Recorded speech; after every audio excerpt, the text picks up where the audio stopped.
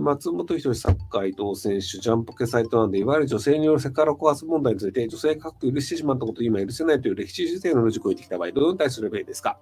最近では不同意性交罪も新設されました。これがその民主党だったり、多く的なのともつながると思うんですけど、ぶっちぎる、コンプライアンスなんか知ったこっちゃねえよっていうのが多分正解だと思うんですよね。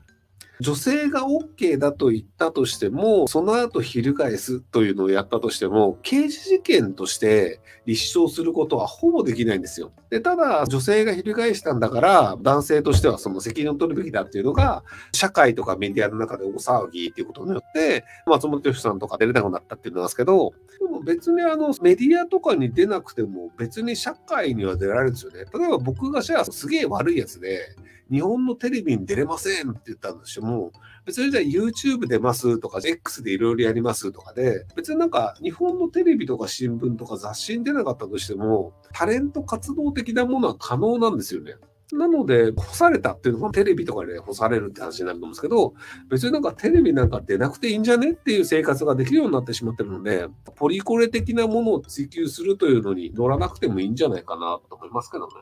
だからメンタリスト DAIGO さんとか、ああいうメディアにあんま出ないっていう、そういう方向になってますよね。批判と誹謗中傷の違いなんだと思いますか？誹謗と批判はね、結構一緒なんですよ。で、中傷が、これ逆かもしれないんで、確認してもらいたいんですけど、誹謗中傷って同じ意味で表現する人もいるんですけど、誹謗と中傷って意味が実は違うんですよ。誹謗は根拠がある相手の評価を下げること。で、中傷は根拠がなく下げる。ひげおやじさんがセクハラをした動画がある状態で言ってるのであれば、それは批判だったり誹謗だったりするんですよ。でも、セクハラをしたひげおやじさんの動画がない状態で文句言ってる場合は、それは根拠がないから中傷だよねっていうのと結構違うんですよ。で、名誉毀損っていうのも2つに分かれるんですけど、名誉毀損っていうのは基本的に一般的に他者の評価を下げるものは全て名誉毀損です。ただし、名誉毀損が裁判になった場合に免責される条件というのがあって、公的に、例えばじゃあ政治家が悪いことをしていますとかっていうのは社会に公益があるよね。なので公益がある場合、報道目的である場合、それがもちろん根拠と証拠があって言ってる場合、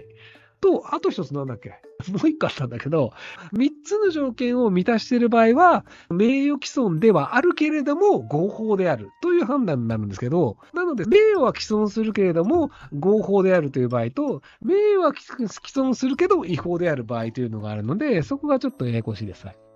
これがね、結構難しくて、根拠があると思ってたけど、間違ってた場合って、合法なんですよ。代表のサッカー選手の人が文春か新潮に書かれて、で、そこでなんか代表選ばれなくなって、週刊誌を訴えるんじゃなくて、そこの週刊誌に垂れ込んだ女性を訴えるっていうのをやったと思うんですけど、伊藤選手だっけ？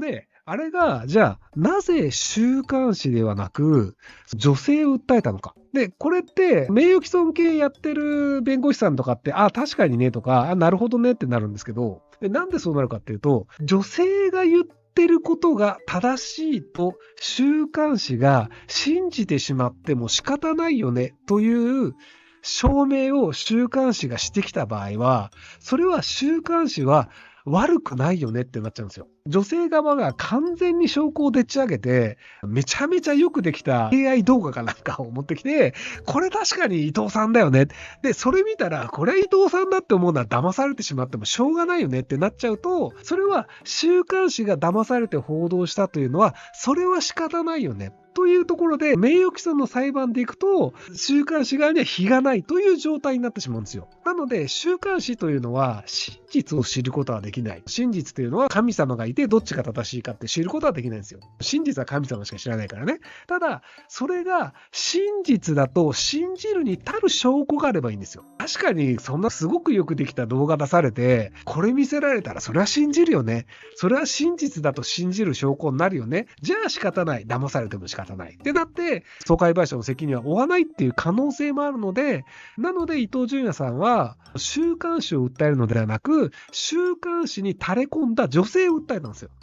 で、女性の場合は真実に足る証拠ではなくて、真実であるというのを女性は証明しなきゃいけないんですよ。なので、女性の方が結構訴えた場合に勝つ可能性が高い。で、なぜそれを吉本に所属しているダウンタウンというお笑いコンビの松本人志さんという人が、週刊誌の週刊文春を訴えて、垂れ込んだ女性を訴えなかったのか。で、これは、垂れ込んだ女性がわからないんですよ。うすうすみんなわかってるんですよ。この飲み会に参加したっていう AV 女優の人が、この飲み会に参加したけどこんなことなかったよとかって AV 女優の人が言ってるし、で、多分松本人志もうすうすこの人だよねっていうのはわかってるんですよ。でも、うすうすわかってるだけで、文春側もこの人ですって特定はしてないんですよ。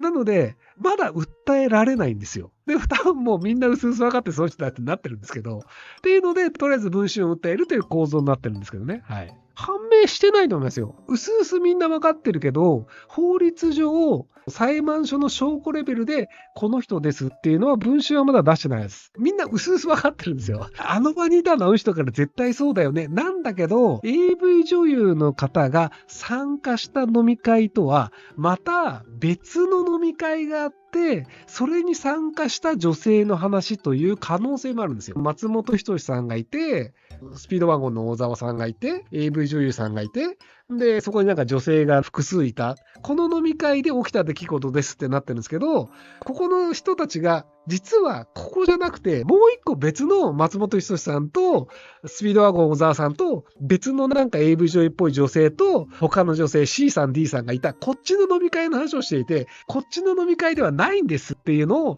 文春が言う可能性がまだあるんですよ。タムケンさんだっけっていうのがあって、そこがまだ法律上はまだ確定していないという、そういう状態なんじゃないかなと思いますけど、はい、芸能活動を中止するんでしょう。芸能活動を中止するということは、もうやらかしたんだろうっていう黒宣言な気がするんですよね。やらかしてません。俺真っ白ですっていうのであれば、別に芸能活動をやめる必要ないよねっていうことになると思うんですよ。島田紳介さんっていうもともと吉本に所属してた人が芸能活動をやめますっていう時は、普通に反社の人にお世話になってますっていうのを認めちゃったんですよね。なので本当に自分が困ってる時にお世話になったので、お世話になったという事実をなくすことはできないので、芸能界を僕は辞めますみたいな、確かこんな感じの表現だと思うんですけど、なのでまっちゃん辞めるっていうことはそれ黒ってことなんじゃねえのっていうふうに思われるので、そうすると吉本興業とかが事実無根ですって言ってたのが無根じゃねえじゃんっていうことになっちゃうので、今後どうなるのかなっていうので、吉本興業 VS 文春の裁判の結果を見てみたいなと思いますけど、事実無根なので戦いますってポストしてた。そうなんだ。事実無根で戦うけども、でも芸能活動はしないの？じゃあ芸能活動はもともとやれるかもしれないけどやっぱり続けるみたいなの書いたから、もともともう芸能活動自体はそんなにもうなんか本気でやる必要なくて足抜いてもいいよねっていう風に思ってたけども、やっぱりやる。でもやっぱりやらない。どっちやねん。どっちなの？ワイドショー出るの？出ないの？なんかさ、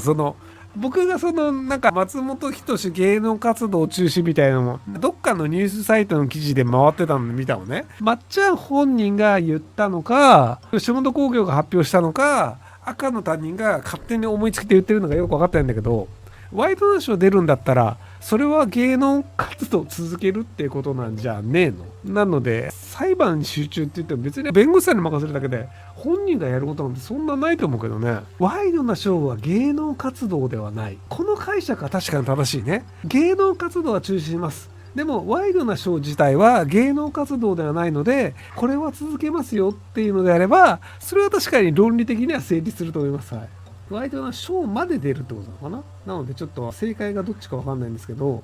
とりあえずワイドなショーが芸能活動ではないという筋が、活動は停止するけどワイドなショーに最後出るのね。じゃあワイドなショーを最後に芸能活動を停止しますみたいな。箕輪さんが解説してたよ。なんで箕輪さんが解説してるの？皆さん別に吉本興業の人でもないし、松本人志さんとそんなに仲いいわけじゃないんじゃないの？ご視聴ありがとうございます。今回の動画はこちらからの切り抜きになります。